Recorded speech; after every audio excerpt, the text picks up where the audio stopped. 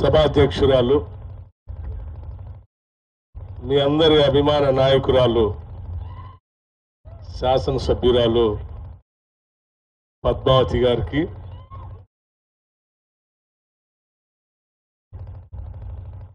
భారీ నీటిపారుదలతో పాటు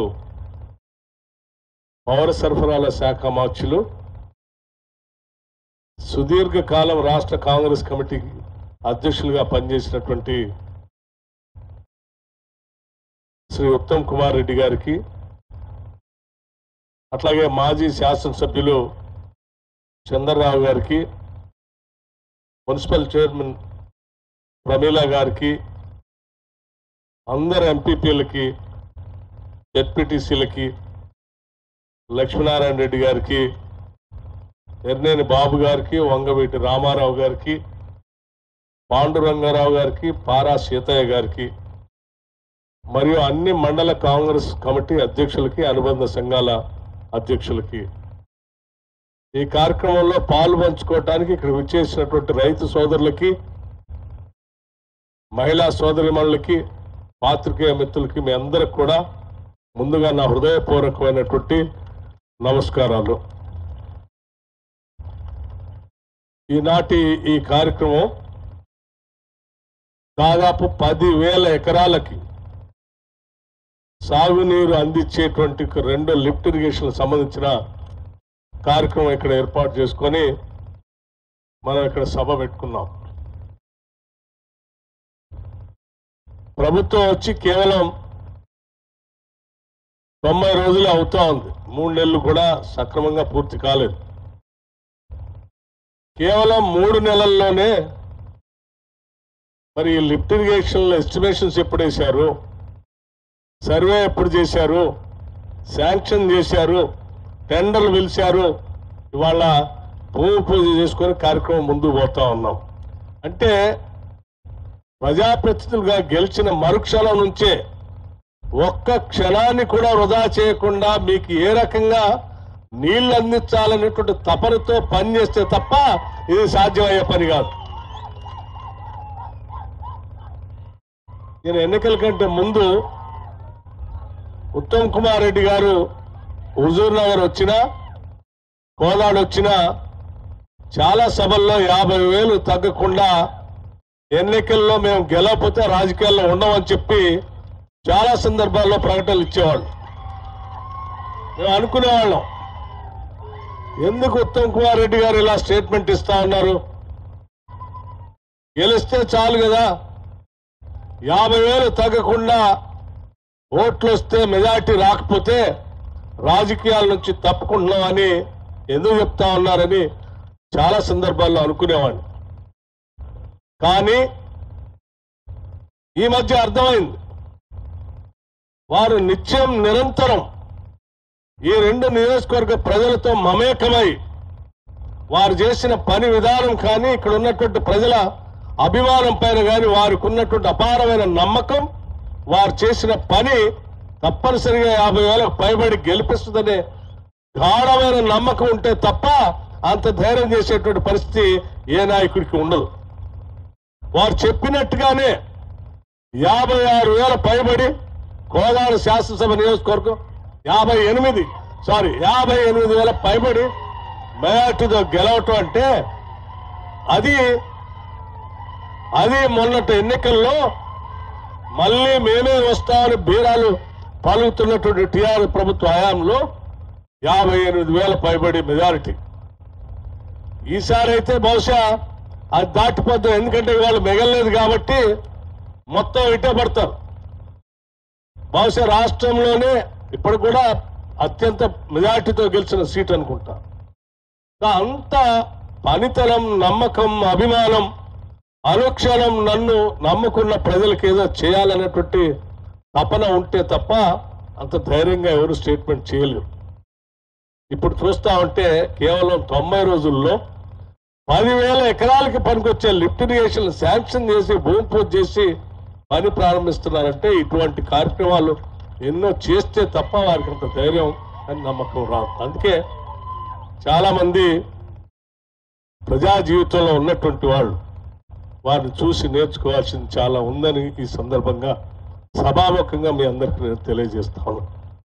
రెడ్లకుంట మేజర్ సంబంధించి దాదాపు 20,000 పైబడి ఇక్కడ నీళ్లు అందించడానికి అవకాశం ఉంటే తేలేరులో ఉన్నటువంటి రెడ్లకుంట మిగతా గ్రామాలకు సంబంధించి ఎప్పుడు ఇక్కడ నల్లబండగూడెం కాపుగోళ్ళు గ్రామాలకు సంబంధించి ఎప్పుడు నీళ్లు రాక ఎండిపోతా ఉంటే దీనికి ఏదో రకంగా ఒక లిఫ్ట్ ఇరిగేషన్ తేవాలని చెప్పి అడిగిన ప్రతి సందర్భంలో పద్మావతి రెడ్డి గారు కానీ ఉత్తమ్ రెడ్డి గారు కానీ ఆలోచన చేసి అవకాశం వచ్చిందే తడుగా అదృష్టం కొద్దీ వారే భారీ నీటిపారుదల శాఖ మంత్రులు వెంటనే ముందు నన్ను ఎప్పటి నుంచి అడుగుతా ఉన్నారు ప్రజలు ఇది చేయాలని చెప్పేసి ఈరోజు చేసి చాలా సంతోషపడతా ఉన్నారు.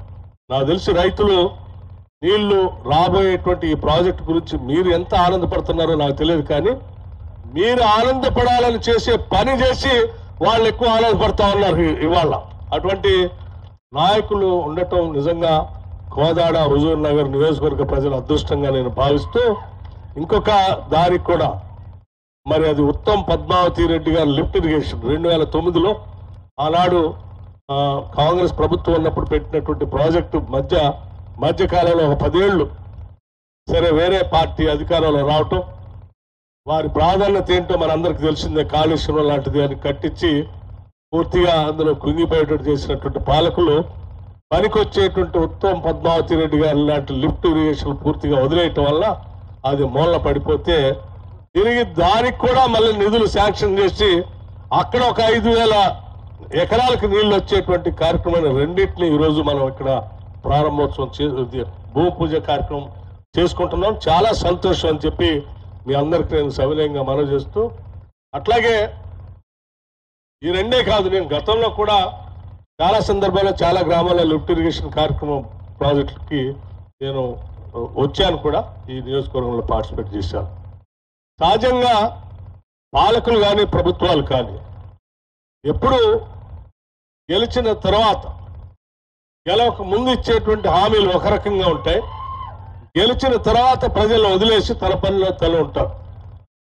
కానీ ఈనాటి మన కాంగ్రెస్ ప్రభుత్వం, మన నాయకత్వం, మంత్రివర్గంలో ఉన్నటువంటి సహచర మంత్రులు అందరూ కూడా, శాసనసభ్యులు కూడా గెలిచిన మరుక్షణం నుంచి మనం ఏమేమి హామీలు ఇచ్చిన హామీలను ఏ రకంగా అమలు చేయాలన్నటువంటి తపనతో ముందుకు పోతున్నటువంటి ఇందిరమ రాజ్యాన్ని ఈరోజు మనం చూస్తా ఉన్నాం. ఆ తపన ఉన్నది కాబట్టే కేవలం 90 రోజులు కూడా పూర్తి కాకముందే మేము ప్రమాణ స్వీకారం చేసిన 10 నిమిషాల్లోనే మేమిచ్చిన మాట ప్రకారం మహిళలందరికీ ఉచితంగా ఆర్టీసీ బస్సులో ఉచిత ప్రయాణం చేపిస్తామంటే 10 నిమిషాల్లో వచ్చి ప్రారంభోత్సవం చేశాం. దాదాపు రోజుకి 2 కోట్ల రూపాయలు దానికోసం మేము ప్రభుత్వానికి చెల్లిస్తా ఉన్నాం. దాంతోపాటు ఇప్పుడు వారు చెప్పినట్టు వైద్య ఆరోగ్య ఖర్చుల కోసం రాజీవ్ ఆరోగ్యశ్రీ కింద 10 లక్షల రూపాయల పథకాన్ని అదే రోజు మేము ప్రమాణ స్వీకారం చేసిన అరగంటలో కార్యక్రమాన్ని ఇచ్చాం. అలాగే మీ అందరికీ తెలిసిందే, వారు పౌర సరఫరా శాఖ మంత్రులుగా కూడా ఉన్నారు. మహిళలందరికీ, రాష్ట్రంలో ఉన్న ప్రజలందరికీ, ఆహార అర్హత కలిగినటువంటి వాళ్ళందరికీ కేవలం 500 రూపాయలకే గ్యాస్ సిలిండర్ ఇస్తామని చెప్పాం. ఇచ్చి ఈ రోజు మీ అందరికి కూడా రాష్ట్రంలో అందిస్తా ఉన్నాం. అది రాష్ట్ర ప్రభుత్వం యొక్క నమ్మకం, చెప్పిన మాటను చేస్తామని చెప్పేటువంటి ఉదాహరణ. అట్లాగే మీ అందరికీ తెలుసు, నిన్న మేము కేబినెట్ సమావేశం జరిగింది. కేబినెట్ సమావేశంలో ఒక ప్రత్యేకంగా ఒక కార్యాచరణ తీసుకొని ఈ రాష్ట్రంలో అనేక మంది గత 10 సంవత్సరాలుగా రేషన్ కార్డులు లేక అల్లాడిపోతా ఉన్నారు, కొత్తగా పెళ్ళైనటువంటి కుటుంబాలు. అటువంటి వారందరి కోసం కొత్తగా మళ్ళీ రేషన్ కార్డులు ఈ రాష్ట్రంలో ఉన్న ప్రజలకి అర్హత కలిగినటువంటి వాళ్ళకి ఇవ్వాలని చెప్పేటువంటి నిర్ణయం నిన్న కేబినెట్ సమావేశంలో కాంగ్రెస్ ప్రభుత్వం తీసుకున్నదని చెప్పడానికి కూడా నేను చాలా సంతోషిస్తా ఉన్నాను. మీ అందరికీ మంచి రోజులు త్వరలోనే ఆ డేట్ కూడా అనౌన్స్ చేయబోతా ఉన్నాం. అట్లాగే మీ అందరికీ తెలిసిందే, మనం అనాదిగా ఎదురు చూస్తూ ఉన్నాం. పేదలు మరీ ముఖ్యంగా ఇల్లు లేక బాధపడుతున్నటువంటి వాళ్ళందరికీ ప్రతి శాసనసభ నియోజకవర్గంలో 3,500 ఇల్లు, ఒక్కొక్క ఇంటికి 5 లక్షల లెక్క మనం ఆల్రెడీ శ్రీ సీతారామచంద్ర స్వామి వారి సన్నిధిలో రాష్ట్ర ప్రజల కోసం లాంఛనంగా మనం లాంచ్ చేశాం. త్వరలోనే ప్రతి శాసనసభ నియోజకవర్గం ఇల్లు రాబోతా ఉన్నాయి. అట్లాగే మరొక ముఖ్యమైన కార్యక్రమం ఇచ్చిన గ్యారంటీ, ప్రతి ఇంట్లో 200 యూనిట్లు కాల్స్తే 200 యూనిట్ల వరకు ఉన్నటువంటి వాళ్ళందరికీ జీరో బిల్, అంటే బిల్లు వసూలు చేయమని మేము చాలా స్పష్టంగా చెప్పాం. చెప్తే చాలా మంది ఉన్నారు వీళ్ళు ఒట్టి మాటలు చెప్పి వదిలేస్తారు, కానీ వదిలేలా మేము. ఇచ్చిన మాట ప్రకారం మార్చి 1వ తారీఖు నుంచి ఈ రాష్ట్రంలో ఎవరికైనా సరే వైట్ రేషన్ కార్డు ఉండి 200 యూనిట్ లోపల బిల్లు వస్తా ఉంటే వాళ్ళందరికీ జీరో బిల్లు ఇస్తా ఉన్నాం. ఈరోజు చాలా స్పష్టంగా చెప్పాము మేము. ఈ జీరో బిల్లు కోసం గ్రామ సభలు పెట్టి అప్లికేషన్ పెట్టుకోవాలన్నప్పుడు కొంతమంది వాళ్ళు రాసిన రేషన్ కార్డు నంబర్ తప్పు, సర్వీస్ నెంబర్ ఏమైనా పొరపాటు తప్పు ఉంటే వాళ్ళు ఆ లిస్టులో లేకపోతే కొద్దిమంది ఆ లిస్టులో జీరో బిల్ లిస్టులో రాకపోయి ఉండవచ్చు, ఎందుకంటే అది మీరు రాసిన నంబర్ తప్పై ఉంటే. ఒకవేళ అటువంటి వాళ్ళు ఎవరైనా ఉంటే కూడా వదిలేయకూడదని చెప్పి మళ్ళీ మేము ఒక నిర్ణయం చేశాం. వైట్ రేషన్ కార్డు ఉండి 200 యూనిట్ లోపలనే బిల్లు వస్తా ఉంటే వాళ్ళకు బిల్లు వస్తే కూడా మీరు బిల్లు కట్టాల్సినటువంటి అవసరం లేదు. ఏ అధికారి వచ్చి మిమ్మల్ని బిల్లు అడగడు. మేము నేరుగా బిల్లు తీసుకొని వచ్చి మండల్ డెవలప్మెంట్ ఆఫీసులో ప్రజాపాలన అధికారి అని ఒక ఆయన డిజిగ్నేట్ చేసి పెట్టాం. ఆయన తీసుకొని ఇచ్చేస్తే చాలు, మళ్ళీ మీ నేమ్ అంతా కూడా ఎంటర్ అయ్యి మీకు మళ్ళీ జీరో బిల్లు వస్తుంది. అప్పటి వరకు మీరు బిల్లు కట్టాల్సినటువంటి అవసరం లేదని కూడా చాలా స్పష్టత ఇచ్చాం. అందుకే మిత్రులారా, ఈరోజు మేము చెప్పిన ప్రతి గ్యారంటీని అమలు చేసి చూపిస్తా ఉన్నాం. అమలు చేసినటువంటి ఈ కార్యక్రమంలో అనేక ఇబ్బందులు ఉన్నప్పటికీ కూడా ప్రజల కోసం పనిచేయాలనేటువంటి ఆలోచనతో ఇందిరమ్మ రాజ్యం ఈరోజు ప్రజాప్రభుత్వం, ప్రజల కోసం నిలబెట్టినటువంటి ప్రభుత్వం మీకోసమే పనిచేస్తుందని సవినయంగా మనవి చేస్తూ, సరే నేను మళ్ళీ ప్రత్యేకంగా చెప్పాల్సినటువంటి అవసరం లేదు. కోదాడ శాసనసభ నియోజకవర్గంలో ఆసుపత్రులు, వైద్య రంగానికి సంబంధించి కానీ విద్యారంగానికి సంబంధించి కానీ మేము ఎప్పుడే వస్తా ఉంటే ఉత్తమ్ కుమార్ రెడ్డి గారు చెప్తా ఉన్నారు, మా 2 శాసనసభ నియోజకవర్గాల్లో ఒక integrated schools, residential schools compulsory మాకు కావాలి. మా దగ్గర ఉన్నటువంటి పిల్లలకి మంచి విద్య అందించేటట్టుగా 2 స్కూల్స్ శాంక్షన్ చేయాల్సిందంటే నేను వారు చెప్పేది తప్పనిసరిగా సార్, మీరు మంచిగా స్థలాన్ని ఐడెంటిఫై చేసి పెట్టండి. వెంటనే 2 అక్కడ కూడా ఇక్కడ కూడా 2 ఇంటిగ్రేటెడ్ స్కూల్స్ శాంక్షన్ చేస్తాం. ఇంగ్లీష్ మీడియంలో పాఠాలు చెప్పా అంటే నేను ఇది ఎందుకు చెప్తా ఉన్నానంటే, కేవలం అంటే తపన నా నియోజకవర్గంలో ఉన్న బిడ్డలు, పేదవాళ్ళు కావచ్చు, బలైన వర్గాలు కావచ్చు, చదివించుకోవడానికి స్తోమత లేనటువంటి కుటుంబాలు అయి ఉండొచ్చు, వాళ్ళకు కూడా ఈ సమాజంలో మంచి ఇంగ్లీష్ మీడియంతో పాఠాలు చెప్పించాలనేటువంటి తపన ప్రజాప్రతినిధులుగా ఉండటానికి నిజంగా ఆ నియోజకవర్గ ప్రజల అదృష్టం అని చెప్పి దాన్ని ఉదాహరిస్తూ నేను మీకు చెప్తా ఉన్నాను. అటువంటి ఆలోచన కలిగిన 2 శాసనసభ్యులు ఈరోజు మీకు దొరకటం అదృష్టంగా నేను భావిస్తూ, మంత్రిగా వారికి అపారమైనటువంటి అనుభవం ఉంది జల వనరుల పైన.